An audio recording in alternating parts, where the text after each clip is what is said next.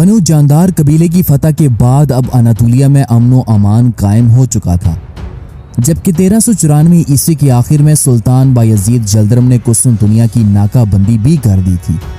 اس دوران سلطان بایزید نے کچھ ایسے اقدامات اٹھائے جس کی وجہ سے ان کے خلاف صلیبی اتحاد قائم ہوا۔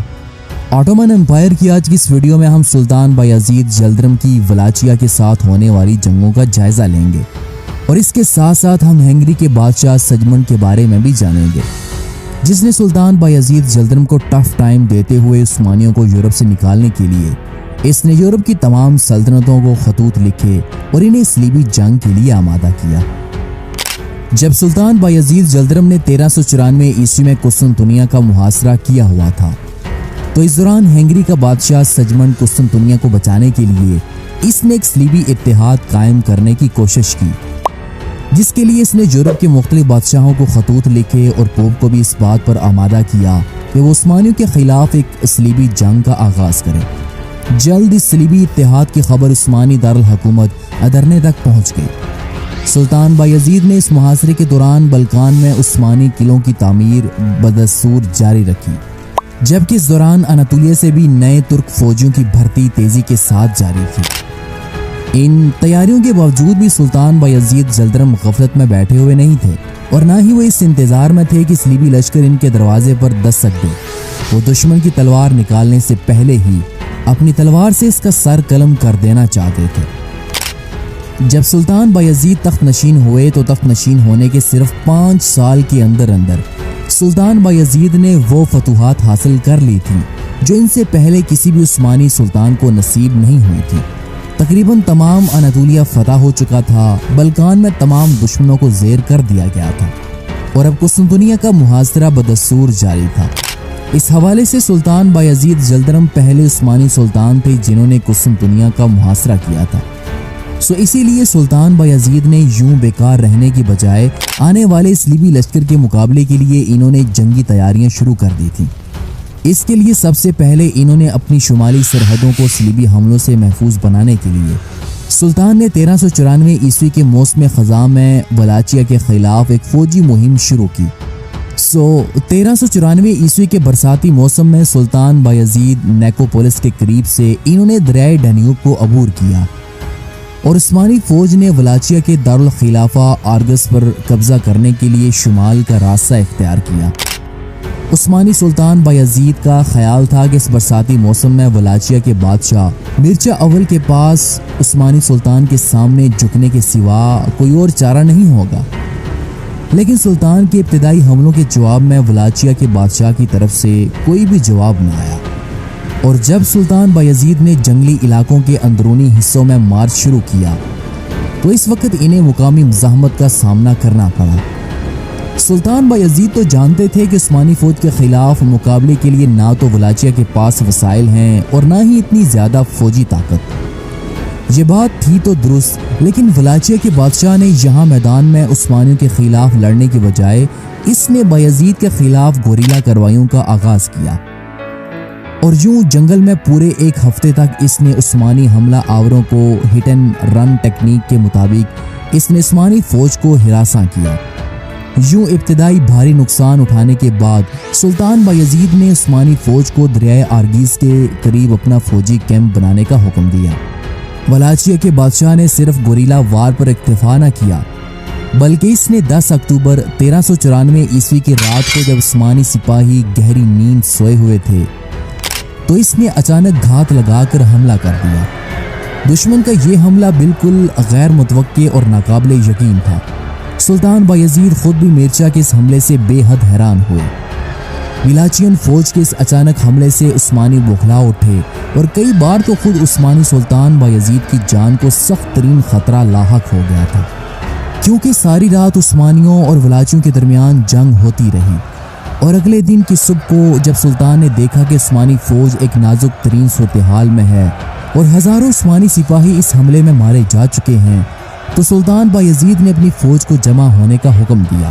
اور شکست کے بعد انہوں نے دریائے ڈانیوب کو عبور کیا اور وہ واپس عثمانی علاقوں میں چلے آئے۔ یہاں پہلی بار بایزید جلدرم، جنہیں دا تھنڈر بولٹ کے نام سے بھی جانا جاتا ہے، کو عیسائیوں کے ہاتھوں شکست اٹھانی پڑی۔ इस इब्तिदाई शिकस्त के बावजूद सुल्तान बायजीद ने 1395 ईस्वी के मौसम बहार के दौरान इन्होंने वलाचिया पर दोबारा हमले की तैयारी शुरू कर दी। इस दौरान वलाचिया के बादशाह मिर्चा ने आने वाली सलीबी जंग के लिए इसने हंगरी के बादशाह सजमन के साथ बाज़ाब्ता तौर पर इत्तेहाद करने के लिए इसने ट्रांसल्वानिया का सफ़र किया। इधर सुल्तान बायजीद ने वलाचिया पर हमले के लिए बल्कान में मौजूद ईसाई बाज गुजारों को अपनी फौज के साथ तारनोवा में जमा होने का हुक्म दिया और सिवाय सर्बिया के रईस वुक ब्रैंकोविच के तमाम ने उस्मानी सुल्तान के हुक्म पर अपने फौजी दस्तों के साथ वो सुल्तान बायजीद के पास जमा हो गए। इस बार उस्मानी सुल्तान बायजीद ने वलाचिया पर हमले के लिए मगरिब से अपने एक बाज गुजार मुल्क वार्डन के जरिए से हमला किया। इस पेशकदमी के दौरान एक बार फिर वलाचिया की फौज ने गोरीला वार शुरू की। उस्मानी फौज वलाचिया के दारुल हुकूमत आरगीज की जानिब मार्च कर रही थी, लेकिन शायद अब की बार गोरीला मुहिम के असरात पहले की तरह न थे,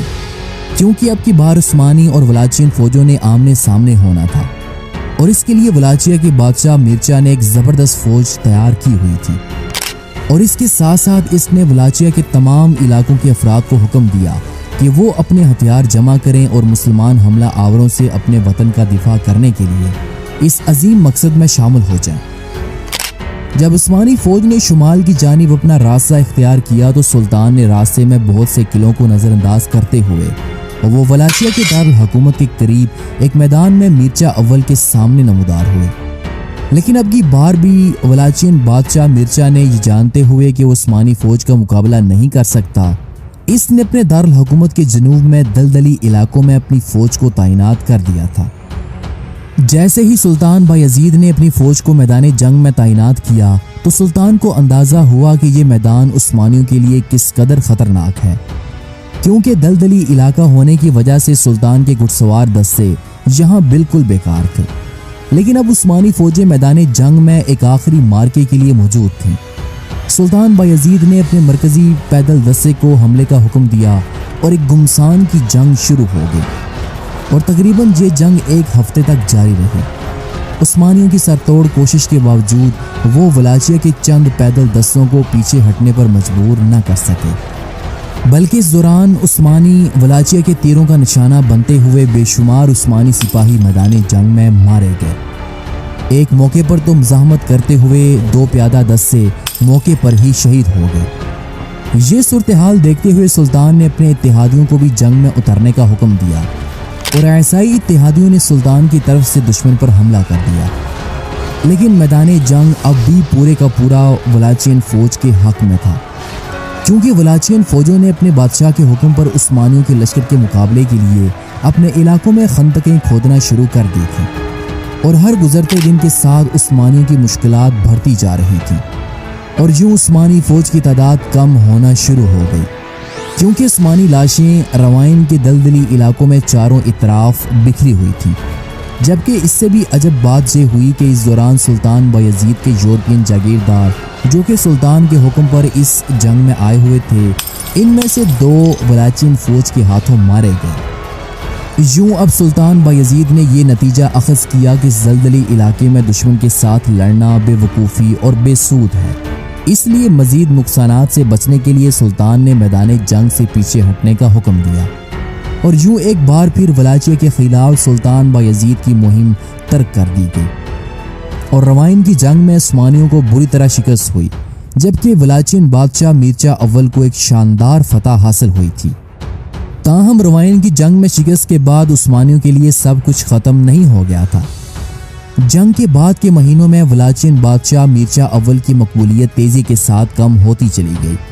क्योंकि उस्मानियों के खिलाफ इसकी तवील जद्दोजहद ने मुल्क की वसाइल को शदीद नुकसान पहुँचाया था और अब अवाम इसके खिलाफ उठ खड़ी हुई थी।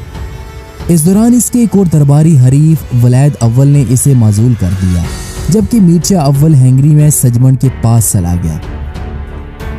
इधर वलाचिया के नए हुक्मरान वलैद अव्वल ने सुल्तान बायजीद की इताअत को कबूल करते हुए इसने वलाचिया को सलीबी इत्तेहाद से अलग करते हुए सालाना खिराज सुल्तान बायजीद को देना शुरू कर दिया। अगरचे मैदानी जंग में सुल्तान बायजीद नाकाम रहे, लेकिन सफारतकारी के जरिए इन्होंने वलाचिया को सल्तनत उस्मानिया में शामिल कर लिया था। اس بہترین حکمت عملی سے سلطان نے نہ صرف ولاچیا کو اپنی سلطنت میں شامل کیا بلکہ انہوں نے اپنی شمالی سرحد کو بھی محفوظ کر لیا تھا۔ اب عثمانی سلطان نے اپنی نظریں بلقان کی جانب پھیر لی تھی، کیونکہ سلطان صلیبی جنگ سے پہلے اس خطے میں موجود اپنے تمام دشمنوں کو کچلنا چاہتے تھے۔ یوں دریائے ڈینیوب کو عبور کرنے کے بعد عثمانی فوجوں نے سلطان بایزید کے حکم پر نیکوپولس کے قلعے کا محاصرہ کر لیا تھا، جو کہ ابھی تک زار ایوان چشمان کے پاس تھا۔ سلطان مراد اول کے دور میں کئی عثمانی فوجوں نے اس قلعے کا محاصرہ کرنے کی کوشش کی، لیکن وہ اس میں کامیاب نہ ہو سکے۔ تاہم اب کی بار عثمانیوں کے پاس محاصرے کے لیے زیادہ وسائل تھے، اور یوں کچھ ہی مزاحمت کے بعد نیکوپولس نے سلطان بایزید کی فوج کے سامنے ہتھیار ڈال دیے، اور یوں بلغاریہ کا یہ اہم ترین قلعہ عثمانی سلطنت میں شامل ہو گیا۔ محاصرے کے فوراً بعد بلغاریہ کے زار ایوان چشمان کو سلطان نے قید کر لیا اور پھر بعد میں اسے پھانسی دے دی گئی۔ ایوان چشمان کی سلطنت کو ختم کرنے کے بعد عثمانی سلطان نے اپنے سربیا کے علاقوں کی جنوب کی جانب پیش قدمی شروع کی۔ کیونکہ روائن کی جنگ میں مارے جانے والے 2 سربیائی حکمرانوں کی کوئی اولاد نہیں تھی، اس لیے سلطان نے پہلے تو ان دونوں کی ریاستوں کو اپنی سلطنت میں شامل کیا، اور اس کے بعد اب ووک برینکووچ کی باری تھی، جس نے روائن کی جنگ میں عثمانی سلطان کو فوج دینے سے نہ صرف انکار کیا بلکہ وہ خود بھی سلطان کی خدمت میں حاضر نہیں ہوا تھا۔ جلد ووک برینکووچ کو شکست ہوئی اور اسے سلطان بایزید کے حکم پر پکڑ کر قید میں ڈال دیا گیا۔ یوں عثمانی قید خانے میں 2 سال گزارنے کے بعد ووک برینکووچ قدرتی وجوہات کی بنا پر اس کی موت ہو گئی۔ یوں 1395 عیسوی کا سال سلطان بایزید جلدرم کے لیے کافی مہربان سال رہا، اور صلیبی جنگ کے شروع ہونے سے تقریباً 12 ماہ پہلے عیسائیوں نے دیکھا کہ عثمانی سلطان بایزید نے کس طرح بلقان میں اپنی طاقت کو مضبوط کیا، اور یوں اب عثمانی سلطان ڈینیوب عبور کرنے والے بڑے شہروں ورڈن، نیکوپولس اور سلسٹریا کو کنٹرول کر رہے تھے۔ ولاچیا نے صلیبی اتحاد سے خود کو الگ کرتے ہوئے وہ اب عثمانی اتحادی بن چکا تھا۔ تاہم ان فتوحات کے بعد اگلے سال یعنی کہ 1396 عیسوی کو سلطان بایزید کو اپنے سب سے بڑے دشمن کا سامنا کرنا تھا، کیونکہ عثمانیوں کے یورپ میں بڑھتے ہوئے قدموں کو روکنے کے لیے پورا یورپ عثمانیوں کے خلاف متحد ہو کر نکل پڑا تھا۔ یہاں تک کہ ان عیسائیوں نے آپسی اختلافات کو بھلا کر عثمانیوں کو یورپ سے نکالنے کے لیے قسم کھائی ہوئی تھی، اور یوں عثمانیوں اور صلیبیوں کے درمیان نیکوپولس کا معرکہ پیش آیا۔ انشاءاللہ آنے والی ویڈیو میں ہم عثمانیوں اور عیسائیوں کے درمیان ہونے والی نیکوپولس کی جنگ کے بارے میں بات کریں گے۔